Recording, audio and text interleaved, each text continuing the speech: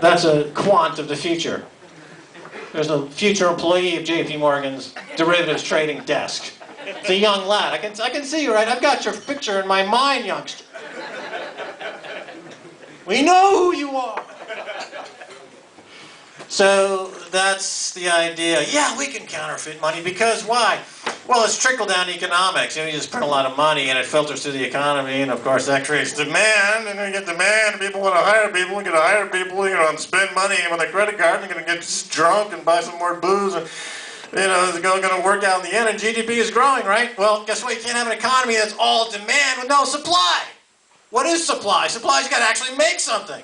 Supply is capital. Supply, you can't have capitalism without capital. You can't have capital without savings, and you can't have savings unless interest rates are high enough to encourage people to save money. What are the interest rates in Europe and around the world? Near zero.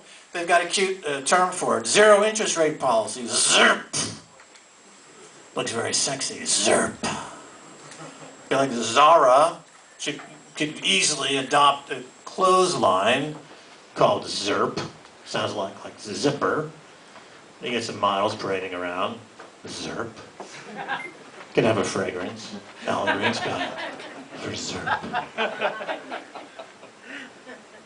I mentioned on my last RT show, which I don't think is broadcast until today, that I would appear in that show in my outfit when I was in a previous incarnation as a go-go dancer at a lesbian bar in the West Village.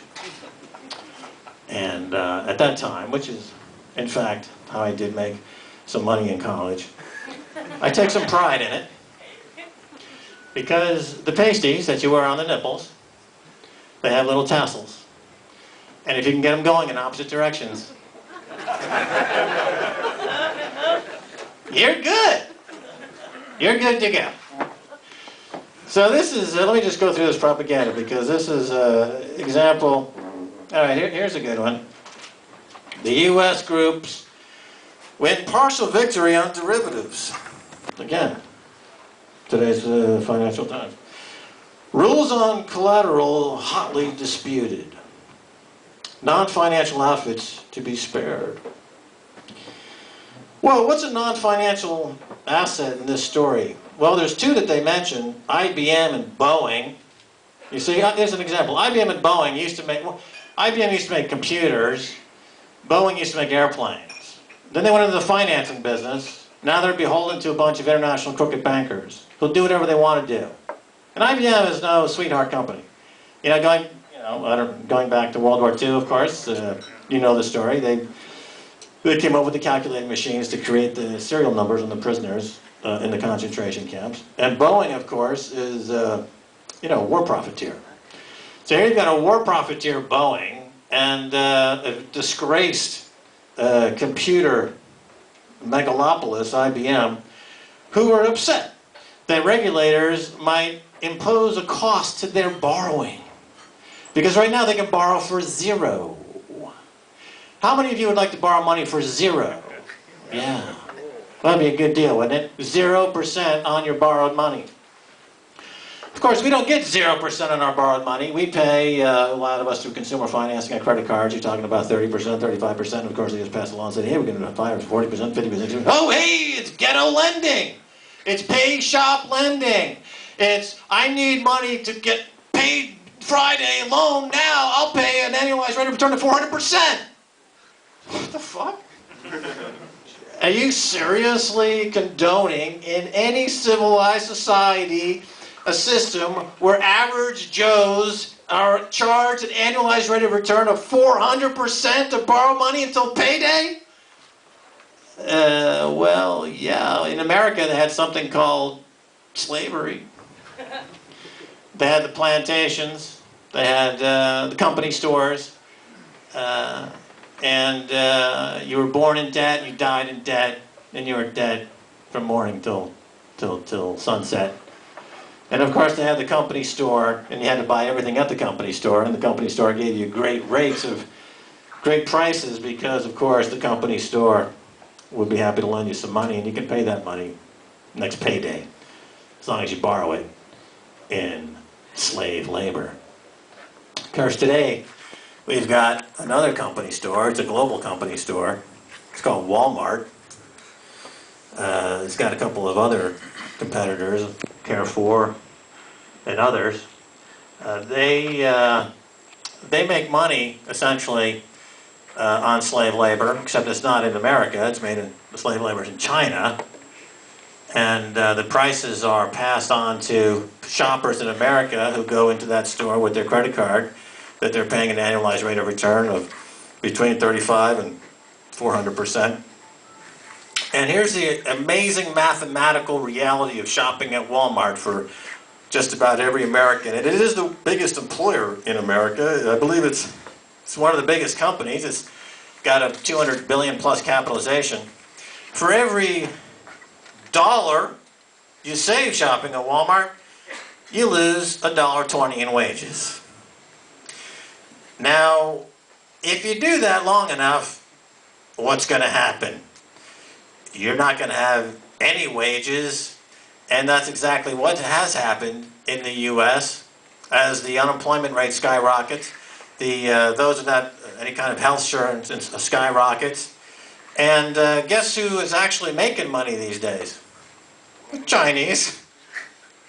They've got negotiating price rises. They're looking for outsourcing their manufacturing out of China because they're moving up. The yuan is moving up. Dollar looking sick, moving down. And I read a fascinating story just a couple of days ago that IKEA, Swedish company, they outsource now to the U.S. for the cheap labor. People can't believe this because in America they say that Sweden sucks. Why? Because they're socialist and because their taxes are so high. Therefore, Sweden must suck. Well, here you have a country with high taxes, yeah, who now has one of the greatest, if not the greatest, social mobility in the world. The Swedish dream. It's easier to go from low class to middle class, high class, and move up through the ranks in Sweden, much easier than in the U.S. now, which has become an entrenched, corrupt, kleptocratic, aristocratic group of financial terrorists who need to be stopped. So let me digress from my digression. In terms of, let me plug the Civil Liberation Army, because the question always comes up. I hear what you're saying, Max, and everything sucks, and the banks are terrorists, and yeah, the jihadis on extremists are and Wall Street and Dick Fold of Lehman Brothers. There's no difference. And yeah, these bankers are totally in the pocket of government. No more so than this country, I might add. I mean, the nepotism and the cozy relationship between the Doyle and the banks is, as you know, it's no big secret. So what to do? What can we do? Well, what you do, it's actually not that difficult to figure out what you do. Because there's been a war going on. It's been going on since 1971, when the U.S. officially went off the gold standard. And we went on basically a global fiat currency standard. Every country in the world, currency traded relative to every other country in the world's currency. So there was no gold standard anymore. This was an experiment. This had never been done before. We're floating on a sea of currency swapping. And the values change minute by minute. And we got rid of that barbarous relic, gold. And this experiment started, and it unleashed a 30-year reign of terror by what we now call derivatives. But derivatives, you know, you go back to what a derivative is. A derivative, first of all, how many people, if I ask you what a derivative is, could give me an answer, you know, could explain it in you know, 2 sentences or 3 sentences. Okay, one guy, that's good. All right, so let me tell you what a derivative is, and this should kill the 60 minutes. I'll be at the bar. So, all right. No, well, derivative, clearly, if you look at the word, derive, where does it derive? It's a value. It's a value that's derived from something else. Now, it all goes back to what's called the option price and volatility formula. which was got a Nobel Prize winning formula, Black-Scholes, and those guys of the 70s came up with this idea that you could trade options on an exchange based on this formula, because they figured out a way to price an option that was quote-unquote out of the money.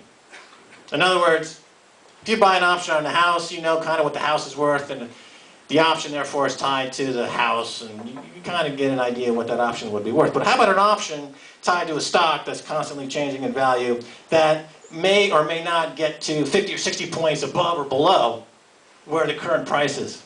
Well, you need this secret formula that you apply and you come up with a price.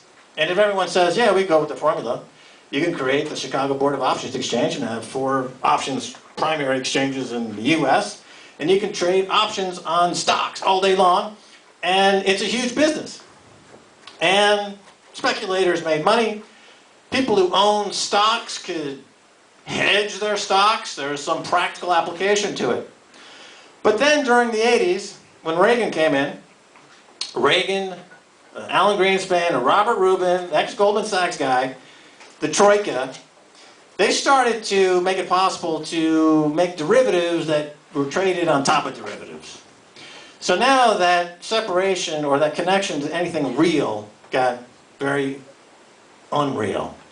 And they started trading, of course, we know in the 80s, the whole leveraged buyout scene and the junk bond scene and all of the Mike Milken and all of the innovation that went on at the time. We were told that financial innovation can replace jobs. We don't need farmers. We don't need truck drivers. We need financial engineers.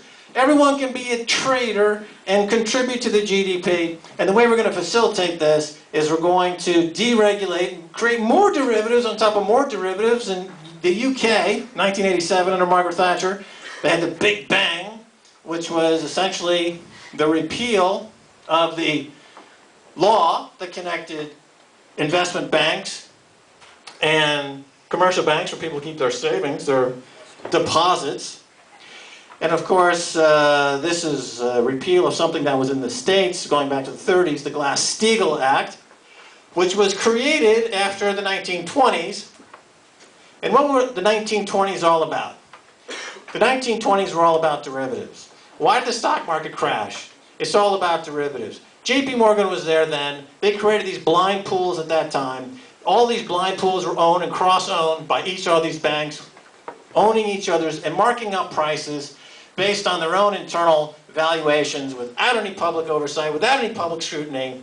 Until one day, like Enron, somebody said, wait a minute, this is not an $80 billion company. This stock's worth 0.